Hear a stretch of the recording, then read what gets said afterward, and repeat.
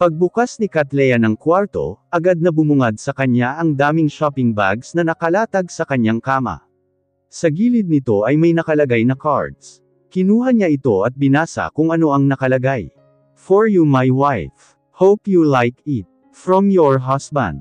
Sumilay ang ngiti sa kanyang labi, pagkatapos niya itong basahin. Aaminin niyang nadadala ang puso niya sa sobrang kaswitan ni Draco sa kanya, pero alam niyang may kakambal din iyon na pagdurusa. Ikakasal siya kay Draco dahil lamang sa daddy nito, at yun ang masakit sa part niya. Ang lungkot niya ay saglit na nawala, nang makita ang laman ng mga shopping bag. May mga mamahaling set na pantulog, at office attire, dress at mga lingeries. Agad siyang pinamulahan sa mukha. Parang ayaw na niyang lumabas, at sumabay mag-dinner kay Draco sa sobrang hiya.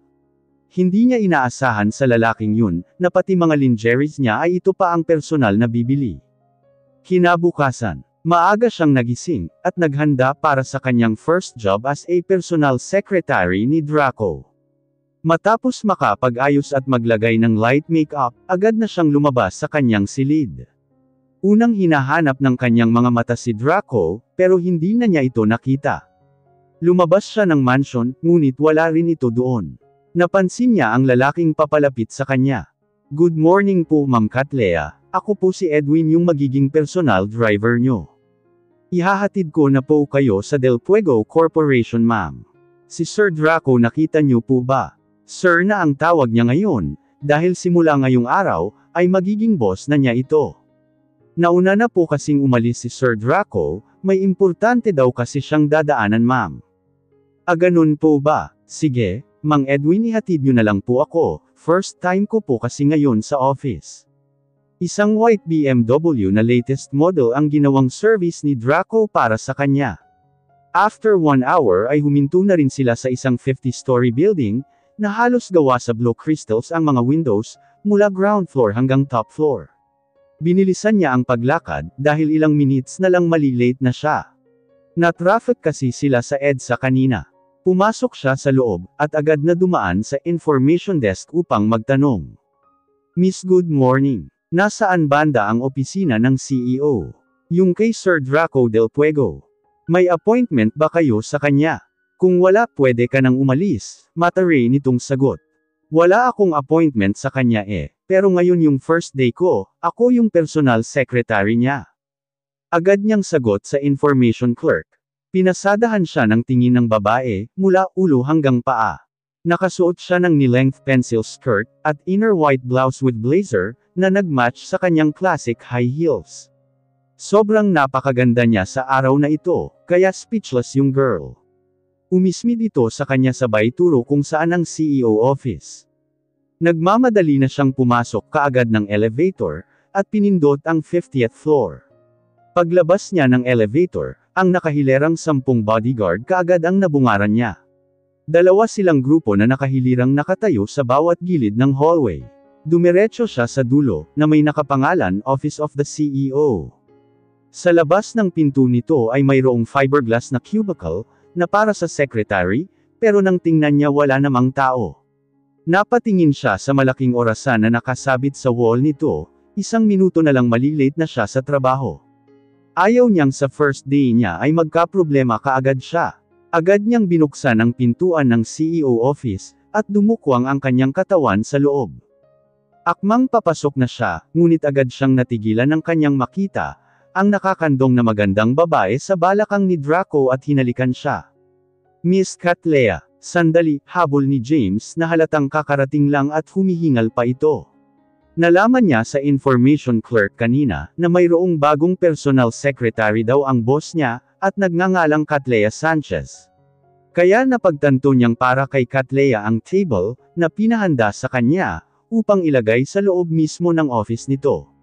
Tinakbo niya ang elevator, para mahabol si Katlea at mapigilan muna siya na pumasok sa opisina ni Draco, dahil may bisita pa ito. Alam niyang kanina pa naghihintay si Sandra kay Draco, kaya sigurado siyang nagkita na ang dalawa sa loob. Patay siya sa boss niya pag nagkataon, ngunit huli na siya nang dumating. Nakita na ni Katlea kung ano ang mga nangyayari sa loob.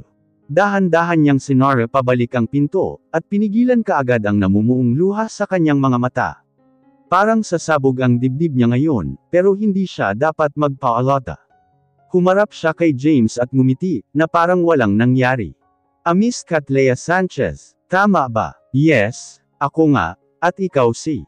Oh, just call me Jamie, James Reyes. Personal secretary ako ni Boss Draco. James, ikaw pala. Sorry baka sabihin mo kinukuhanan kita ng posisyon. Hehe, hindi ko kasi alam kay Sir Draco, kung bakit need pa niya ng isa pang secretary andyan ka naman. No Miss Catlea, baka kaya kanya kinuha para maging personal assistant rin niya, kasi nasa loob ang office mo eh. Yung akin dito lang ako sa labas.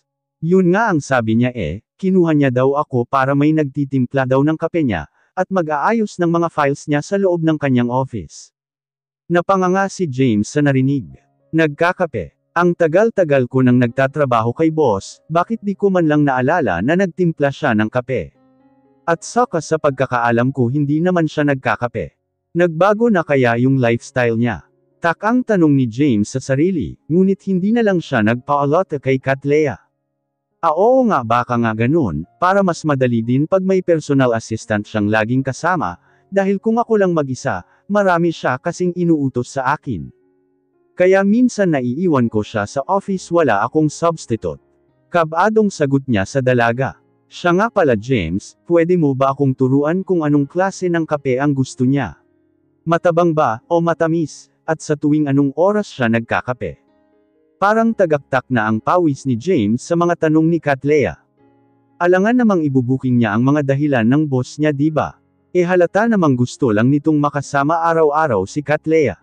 Sasagot na sana siya nang biglang bumukas ang pinto ng opisina ni Draco, at iniluwa doon ang matangkad at chinitang babae, na parang modelo kung manamit.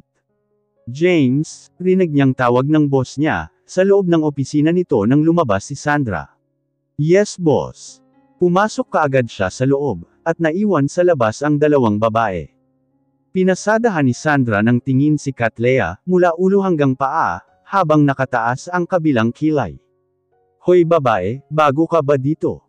Hindi ito pinansin ni Catlea, nagkukunwari siyang walang narinig.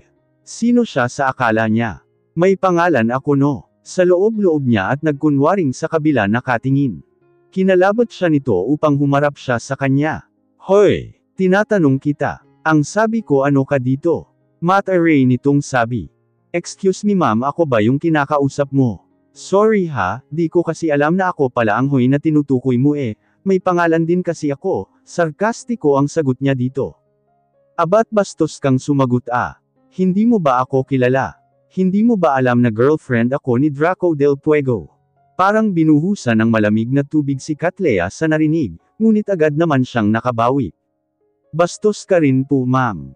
Binabagay ko lang ang ugali ko sa kung anong klaseng tao ang kaharap ko. Akmang sasampalin na sana siya ni Sandra, nang bumukas ang pinto, at lumabas si James na may dala-dalang dokumento. Miss Catlea pinapatawag na po kayo ni boss sa loob. Naramdaman ni James, ang mainit na labanan sa pagitan ng dalawang babaeng kaharap niya. Makikita niya ito sa pamamagitan ng mga matatalim na titigan ng bawat isa. Hoy babae, hindi pa tayo tapos, tandaan mo yan. Pahabol ni Sandra sa kanya. Tatandaan mo rin na hindi ako umaatres kailanman. Ang pahabol niya ring sagot dito. Magkasabay ang mga ito na tumalikod sa isa't isa, habang nakakuyom ang kamao. Pumasok na si Catlea sa opisina ni Draco, at si James lang ang naiwan sa labas, na hanggang ngayon nakaawang pa rin ang mga labi. Hindi kaya magiging sakit ng ulo ni boss itong dalawa. Hay! Mabuti na lang hindi ako kasing gwapo katulad ni boss, sa loob-loob niya. Habang nasa loob ng opisina ni Draco, natural pa rin ang mga kilos ni Catlea. Hindi niya pinapaalata ang sama ng loob niya dito. Alam niya sa sarili kung saan siya lulugar, kahit na kanina pa parang sasabog ang dibdib niya, dagdagan pa ng lukaret na babaeng yun, akala niya takot ako sa kanya. Nagngingit-ngit niyang asal sa sarili. Hindi nakaligtas kay Draco ang kakaibang ganda ng babaeng kaharap niya ngayon. Mas lalo itong naging kaakit-akit, at naging professional ang dating sa corporate attire na suot niya. Matapang ang aura niya ngayon, at teka bakit para siyang galit? Baby, halika nga dito.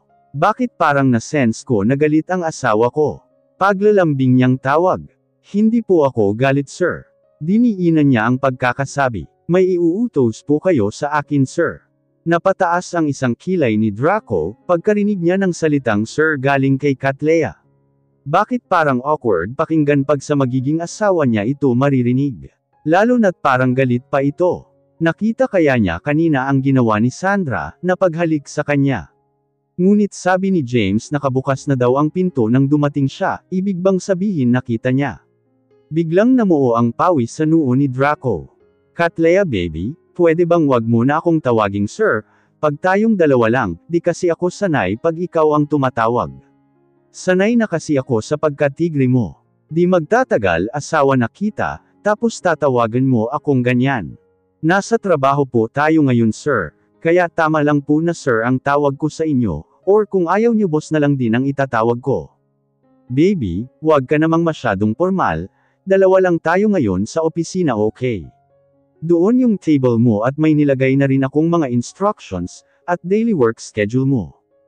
Hindi na sumagot pa si Cattleya, at agad na siyang dumiretso sa itinuro nitong table niya. Sinimulan na niya ang kanyang trabaho. Tiningnan niya muna ang mga nakasulat na instructions nito sa table niya. Sweet coffee once a day during 10 a.m. At ang ibang gagawin niya maliban sa mag-ayos ng gamit sa table nito, ay ang sumama dito kahit saan siya pumunta. Wala na ba siyang iba na mahirap gawin ito lang? Tumangala siya at tiningnan si Draco, na preskong nakasandal sa upuan nito. Kanina pa ito nakamasid sa mga reaksyon niya. Yes baby, may reklamo ka ba sa mga workloads mo? Sir, parang masyado naman yatang magaan ang trabaho ko. Di ka kaya malulugi sa pinapasweldo mo sa akin? No, bakit naman ako malulugi? Conjugal property naman natin yung sinasahod mo. Pag mag-asawa na tayo ang pera mo ay maging pera ko, at ang lahat ng pera ko ay magiging sayo. At isa pa kahit saan ako pumunta kasama kita, hindi madali ang pagiging secretary ko, napaka-stressful na gawain yun remember. Napapaisip siya sa sinabi nito.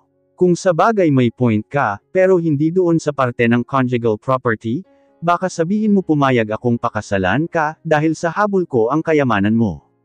Paghihirapan ko ang kahit anumang pera na gagastusin ko. Nakatitig sa kanya si Draco. Baby tanong ko lang, bakit ka nga ba pumayag na pakasalan ako? Dahil sa mahal na kita Draco. Ang gusto niya sanang sabihin, pero iba ang bigkas ng kanyang mga labi. Dahil sa gusto lang kitang tulungan, at sayang din naman ang offer mong libreng tirahan at pagkain di ba? Disappointed man sa sagot ng dalaga, ngunit ngumiti pa rin siya dito. Alam niyang magkaiba sila ng nararamdaman, maging siya man ay hindi pa rin maamin sa sarili na nagmamahal na siya. Kaya hindi niya rin maamin ang salitang mahal kita kay Cattleya, hanggat hindi niya mapapatunayan sa sarili. Mag-aalas 10 na kaya oras na para magtimpla siya ng kape. Pagkatapos niyang magtimpla, ay nilagay niya sa ibabaw ng table nito. Akmang aalis na siya, nang bigla nitong hinapit ang kanyang day one, kaya na-outbalance siya, at nakakandong sa balakang nito.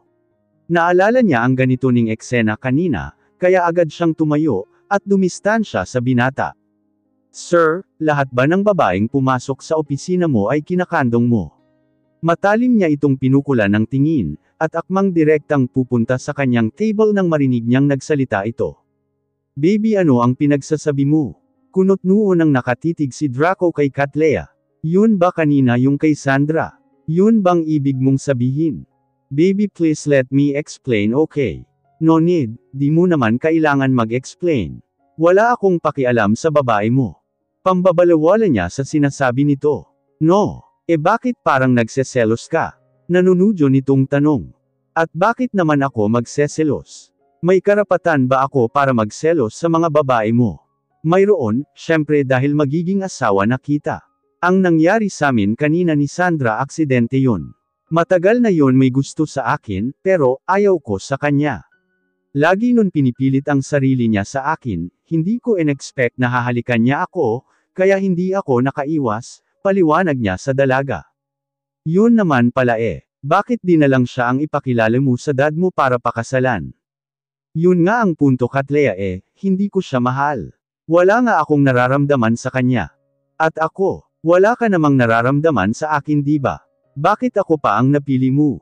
Hindi ko alam, basta ang ala ko lang sa sarili ko, ikaw lang ang gusto kong pakasalan. Ang labo mo naman kausap Draco Itigil na nga nating dalawa ang pag-uusap na ito, wala din naman patutunguhan. Hindi na niya natapos ang sasabihin nang biglang hinapit ni Marco ang balingkinitan niyang katawan at tinakpan ng mga labi nito ang mga nakaawang na labi niya. Nagtagal ang halik na yun hanggang sa kusa na nitong pinakawalan ang namumulang labi niya upang maglanghap ng hangin. Niyakap siya nito at hinalikan sa noo habang sinasabi, "Ito lang ang alam kong rason kung bakit kita gustong pakasalan baby." Tumangala si Katlea upang titigan sa mga mata ang lalaking yumayakap ngayon sa kanya mas lalo siyang naguguluhan sa mga sinasabi. She got jealous nito, at sa tuwing hinahalikan siya ni Marco hindi niya man lang magawa ang tumutol. Nadadaig ng puso ang utak niya. Nasa ganon silang ayos nang biglang bumukas ang pintuan ng opisina. Oops! Sorry boss. Wala akong nakita na tataranta na senaryo ulit ni James ang pintuan, nang makita ang matalim na titig ng boss niya sa kanya. Hiyang-hiya naman si Katlea kaya agad siyang kumalas at dali-daling pumunta sa kanyang table. Pagkatapos ng trabaho ay sabay silang lumabas ng opisina. Akmang papasok na siya sa elevator for employees, nang bigla siyang hinatak ni Draco, at pinapasok sa elevator na exclusive lang para sa CEO ng kumpanya. Nagulat ang ibang employees, na nakasaksi sa ganitong eksena. Nakita mo ba kung sino ang babaeng yun, na hawak kamay ni boss? Biglang tanong ni Maisie, head ng finance department. Hindi. Bago ko lang siya nakita dito. Pero narinig ko na may bagong personal assistant ngayon si boss, na doon mismo sa loob ng opisina niya nakapwesto, baka siya ngahan, sagot ng kanyang assistant. Sa tingin mo siya na kaya ang naririnig nating balita na fiancé ni boss? Sabad naman ng isa pang kasabayan din nila, na naglalakad sa hallway. Kung siya ngayon, paano si Miss Sandra? Di ba matagal na yung relasyon nila? Nalilitong tanong ng assistant ni Maisie na si Claire. Sino naman nagsabi sa'yo na may relasyon si Sandra at boss? Nakikita mo bang magkasama sila? Sobrang pihika ni boss sa babae, kahit nga ang tumingin kay Sandra hindi niya magawa wika ni Maisie sa assistant niya. Ewan ko lang ma'am, yun lang kasi ang naririnig kong kumakalat na balita Ibig sabihin yung babaeng yun, na hawak kamay ni boss yun lang yung binigyan niya ng pansin. Walang kaalam-alam sina Draco at Katlea, na sila na pala ang laman ng bawat usapan ng mga empleyado, sa kanilang kumpanya. Lahat sila ay nahihiwagaan, kung sino ang babaeng kahawak kamay ng boss nila. Sa loob ng sasakyan, magkatabi sila na nakaupo sa likod, at walang ni isa sa kanila ang gustong magsalita. Dito na sumakay si Katlea sa sasakyan ni Draco, dahil pinauwi na nito ang driver na naghatid sa kanya kanina. Habang nasa biyahe, si Draco ang unang nagsalita. Baby, saan mo gustong kumain?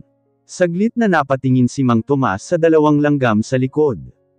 Nang marinig niya ang malumanay, at masuyong boses ng kanyang boss, habang sinasabi ang salitang, "Baby," parang pati balahibo niya ay gusto na ring magsitayuan, sa inaakto ngayon ng kanyang boss.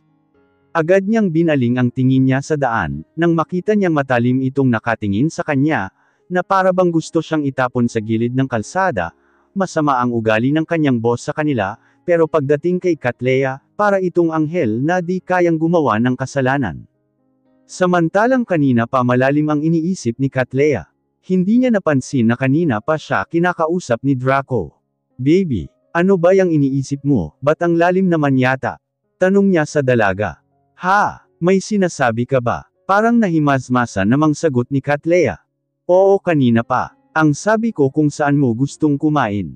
Hindi kasi ako nagpaluto kay Nanay Martha sa bahay, dahil plano kong kumain tayo sa labas. Ikaw na ang bahala. Kung saan mo gustong kumain, okay lang sa akin. Hindi naman ako mareklamo na babae. Babe, yan nga ang gusto ko ang magreklamo ka. Baka mamaya mayroon ka palang ibang gusto. Ngumiti ito at masuyong pinataob ang kamay nilang dalawa. Binaling niya ang kanyang tingin sa magkataob nilang kamay, saka tumingin ulit kay Draco, alam mo ba yung pinagagawa mo?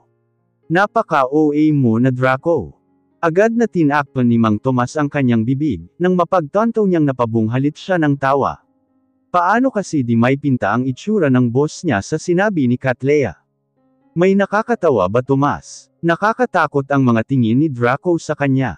Sorry po boss. Napatawa kasi ako doon sa pas ang tumawid, akala niya siguro mababangga ko siya, kaya hindi na siya tuluyang tumawid, bumalik na lang siya, pagsisinungaling agad nito. At alin naman doon ang nakakatawa? Tanong ulit ni Draco, na mainit pa rin ang ulo sa kanya. Wala naman boss, saan po ba tayo didiretso boss? Pag-iiba na lang niya ng usapan. Doon sa Blue Bay Resto sa dati naming kinainan. Areglado boss. Masyado ka namang strict sa mga tauhan mo. Siniko ni Catlea si Draco, at akmang kukunin niya sana ang kanyang kamay mula sa pagkakahawak nito, pero hindi nito binibitawan. Hanggang sa pumasok na sila sa Blue Bay Resto, ay hawak-hawak pa rin nito ang kanyang mga kamay. Pinili nilang umupo sa pinakadulo malapit sa bintana. Agad niyang nakikita ang hampas ng mga alon sa dagat, sa di kalayuan ng pwesto nila. Ramdam niya ang malamig na simoy ng hangin. Di kagaya ng una niyang punta dito, isang private room ang kinuha ni Draco, kaya kakaiba ulit sa kanya ang ganito. Babe, umorder ka na kung ano ang gusto mo. Wika ni Draco na may himig paglalambing ang boses. Naku Draco tigilan mo na nga muna yang kakatawag mo sakin ng ganyan. Hindi ka ba nahihiya? Pagsasaway ni Catlea. Ako, bakit naman ako mahihiya? Bakit ikaw ba, kinakahiya mo ako? Tanong nito na may himig pagtatampo. Hindi naman sa ganun Draco. Proud ako na kasama kita. Pero syempre nag-alala lang ako, baka kasi machismis ka pa ng iba na tinawag mo ako sa ganyang endearment. Eh hindi naman ako ka-proud diba? Bakit naman ako mag-alala sa kung ano ang sasabihin nila? Wala akong pakialam sa kanila. Sige nga, kung hindi mo talaga ako kinakahiya, simula ngayon dapat hindi na Draco ang itawag mo sa akin, pagpapalusot nito. Eh kung hindi Draco ano bang gusto mo madman? Mr. Del Fuego. Babe naman, nag-akto siyang parang masama ang loob. Eh bakit ba kasi kailangan pa natin ang mayroong endearment sa isa't isa? Wala naman tayong relasyon, nagmamaktol na wika ni Catlea. Mag-fiancé tayo ngayon, at isa pa magiging asawa na kita. Kaya kailangan natin na mayroon endearment sa isa't isa, para lalo nating mapaniwala si Daddy na mahal natin ang isa't isa. Pag naging mag-asawa na tayo, at least komportable na tayo sa bawat isa diba? Kahit sa papel lang tayo nag-uugnay, at sinabi kong bawal natin ibigin ang isa't isa, ang mahalaga pareho tayong masaya, mahabang paliwanag niya. Mayroon ba nun? Pwede kang maging masaya kahit na walang pagmamahal sa isa't isa. Dismayado ng tanong ni Catlea. Babe, ang mahalaga masaya tayo na kasama ang bawat isa, para hindi tayo nagmumukhang napipilitan sa harapan ni Daddy. Okay babe, kung yan ang gusto mo, nauutal niyang sagot. Nagpati-anod na lang ang puso niya, sa gustong mangyari ni Draco. Nagustuhan niya ang endearment nila sa isa't isa, pero hindi niya maiwasang isipin na kaya lang nila ginagawa ito dahil sa daddy niya. Masayang ginagap ni Draco ang kanyang kamay, at masuyo itong hinalikan. Ewan ba ni Catlea, parang gusto niyang isipin na may nararamdaman din ito sa kanya, pero natatakot siyang umasa, dahil kahit kailan hindi nito sinasabi na mahal din siya. Babe, alis muna ako ha, punta lang ako saglit sa CR, pagpapalim ni Catlea. Pero di ka pa nag-order babe, ano bang gusto mong kainin? Pahabol na tanong ni Draco, nang makita na paalis na siya. Ikaw na lang ang bahala na umorder babe, kahit ano naman yung order-in mo, alam ko masarap naman yun lahat, sagot ng dalaga bago tumalikod sa kanya. Okay babe, nag-aalinlangan sagot ni Draco, ngunit parang gusto niyang sundan ito. Mga kalahating oras na ang nakaraan, ngunit hindi pa rin bumabalik si Catlea. Dumating na ang kanilang order, ngunit wala pa rin siya. Naisip niya itong puntahan. Samantala, kakalabas lang ni Catlea ng ladies' room, nang may hamarang sa kanya na isang lalaki. Oy, haha Catlea ikaw nga. Kanina pa kita hinihintay dito. Nakita kita kanina na pumasok ng ladies' room, pero di ako sure kung ikaw yun, kaya hinintay kita dito, at di nga ako nagkamali, ikaw nga talaga. Kumusta ka na? Lalo kang gumanda ah. Sandali munang nag-iisip si Catlea. Ikaw ba si Raven? Raven Colster. Nalilitong tanong niya sa lalaki. Ako nga, Guyo, kinakabahan naman ako sa'yo Katleya. Akala ko nakalimutan mo na ako eh. Nakangiting wika ni Raven. Paano ko makakalimutan yung pagmumukha mo eh? Ikaw yung last na nakalaban ko sa National Olympics ng Taekwondo noong senior high school ako. Thank you nga pala dahil hinayaan mong ako ang manalo. Nakangiti rin niyang sagot. Hindi ikaw naman talaga ang nanalo noon eh. Siya nga pala ano ang pinagkakaabalahan mo ngayon? May offer akong trabaho sa'yo, baka gusto mo. Pag-iiba nito ng usapan. Sa ano sa Del Puego, nahihiya niyang sagot. Talaga, what a coincidence. Matagal ng kakompetensya ni Dad ang Del Puego Corporation. Bakit di ka nalang lumipat sa amin? No, bago pa lang kasi ako sa trabaho ko, at saka okay na ako doon. Ganun ba? Saan bandang table ka? May kasama ka ba? Para naman makapag-usap tayo ng matagal, giit ni Raven. Ako ang kasama niya. Bakit plano mo na rin bang maging third wheel sa amin ng asawa ko? Ang naiinis na sagot ni Draco, na kanina pa nakikinig sa usapan nila. Galit na hinhila niya ang kamay ni Katleya, pabalik sa kanilang table, at wala na sa planong magsalita. Hey Katleya, mag-usap tayo ulit next time okay? Pahabol na sigaw ni Raven, ngunit malayo na silang dalawa. Babe, galit ka ba? Sorry na. Nagseselos ka ba kay Raven? Tanong ni Katleya, dahil kanina pa hindi kumikibo si Draco. Hindi pa rin siya pinapansin nito. Binaling lang ang tingin nito sa malayo, at tinatitigan ang mga alon sa dagat, na waring kay lalim ng iniisip. Babe, ngayon lang kami nagkita ni Raven, nakalaban ko siya noon nang sumali ako sa isang Taekwondo National Competition finale na ginanap sa Malaysia. Wala ka namang dapat ikakaselos doon, paliwanag niya, na hindi niya alam kung bakit niya ginawa, dahil wala naman siyang ginagawang masama. Hindi naman ako nagseselos eh. Nagagalit lang ako, kasi ano na lang ang iisipin ng ibang mga tao, kung nakikita nila ang asawa kong kausap ng ibang lalaki, pagdadahilan nito. Diyos ko naman Draco, ibig sabihin kahit sa kay James na secretary mo, hindi ko rin pwedeng kausapin. Naiirita niyang tanong. Depende yun kung andyan ako kasama mo, habang kinakausap mo siya, ayaw ko lang na masaya kang nakikipag-usap sa ibang lalaki, may himig pagseselos ang sagot nito.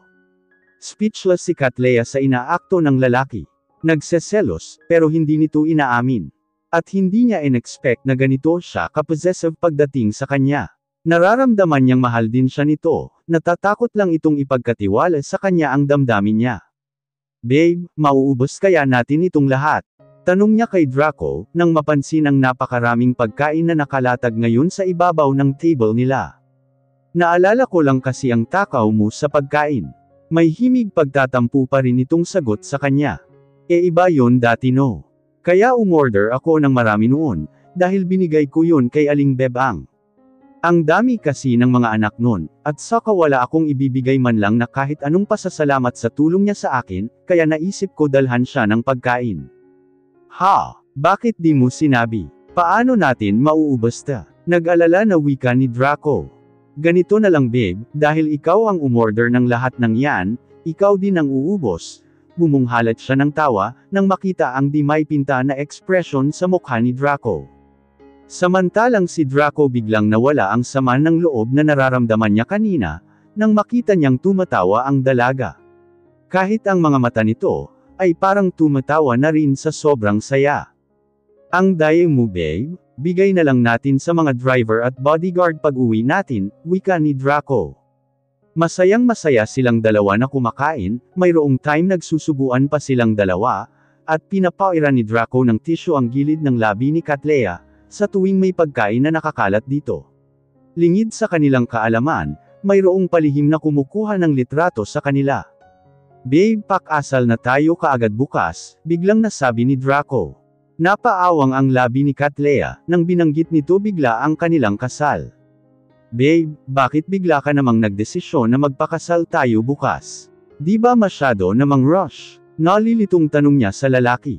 Gusto ko kasi nakasal na tayo, bago kita ipakilala kay Dad babe. Bakit naman, hindi ba muna natin ipaalam sa kanya, na magpapakasal na tayo? Naguguluhan tanong pa rin niya. Mas mainam na yung kasal na tayo, para wala na siyang magagawa pa, kapag ipinakilala na kita sa kanya. Tipid na sagot nito, "Babe, sabihin mo nga ang totoo, ayaw ba sa akin ng dad mo, sakaling ipakilala mo ako sa kanya?" Kinakabahan niyang tanong. "Hindi naman sa ganun babe, ayoko lang kasi na pangunahan niya ako sa mga desisyon ko. Gusto niya lang naman na may kasal ako, kaya yun lang ang mahalaga." Ibig sabihin hindi siya a-attend sa kasal natin. Hindi na siguro, baka kasi ano pang gagawin niya. Si Sandra kasi ang gusto niyang ipakasal sa akin. Kaya niya ako pinipressure sa paghahanap ng pakakasalan sa loob ng 1 buwan, dahil siguro hindi niya in-expect na mahahanap kita. Kaya niya kaagad pinauwi si Sandra dito sa Pilipinas, para wala na akong choice kundi pakasalan siya. Pag-aamin niya sa dalaga, "Babe, bakit ako ang pinili mong pakasalan, at hindi si Sandra?" Tanong uli niya. "Sinabi ko na kanina di ba babe?" Tipid na sagot ni Draco. "Yung kanina, dahil sa halik. Yun ba babe?" Ang labo mo naman, halata ang disappointed sa salita niya. "Mahirap kasi i-explain babe, basta sayo ko lang gustong gawin ang mga ganitong bagay, na hindi ko kayang gawin sa ibang babae. At ikaw lang ang babaeng gusto kong halikan. Kapag kasama kita masaya ako, yun lang ang alam ko babe. Hindi pa kasi ako nagkaka-girlfriend, kaya hindi ko alam kung ano itong nararamdaman ko." Okay, pag-amin ulit niya. Sapat na para kay Katleya ang kanyang mga narinig. Sa mga sinabi ni Draco, nagkaroon siya ng pag-asa na mayroong pagmamahal na namamagitan sa kanilang dalawa. At hihintayin niya ang araw na yun, kung kailan ito maamin sa kanya na mahal na rin siya. "Okay babe, kung yun ang gusto mo na bukas tayo ikakasal. Then magpapakasal tayo," sabay ngiti kay Draco. Malawak na rin ang ganti ng pagngiti nito, sa mga narinig mula kay Katleya. "Halika na babe, pabalot na lang natin ang mga natirang pagkain bago umuwi," wika niya sa dalaga. Pagkatapos ay magkahawak kamay silang lumabas ng resto. "Babe, anong oras tayo magpapakasal bukas?" Biglang tanong ni Katleya, habang nasa biyahe na sila. Muntik pang magkamali si Mang Tomas sa pag-apak sa preno ng kotse, nang marinig niya ang sinabi ni Katleya. Nakikibabe na rin si Katleya kay Sir Marco. At ano daw ikakasal na sila bukas agad. Hindi makapaniwala si Tomas. "Tomas, mukhang kanina ka pa nananodya ah. Ayusin mo nga ang pagdadrive mo." Naiirita na sita ni Draco sa driver. "Yes boss." Bigla kasing tumawid ngayon ang pusa, pagdadahilan nito. "Pusa na naman ulit. Siguro kailangan mo nang magbakasyon Mang Tomas." Parang na high blood na si Draco. "Babe, masyado ka naman yatang malupit kay Mang Tomas, di niya naman sinasadya di ba? Anong nga tayo oras ikakasal bukas?" Pag-iiba ni Katleya ng usapan. Agad naman siyang huminahon, nang marinig niya ang paglalambing ni Katleya sa kanya. Parang hinahaplos nito ang kanyang puso. 10 AM sharp bukas, yan ang oras ng kasal natin sa City Hall.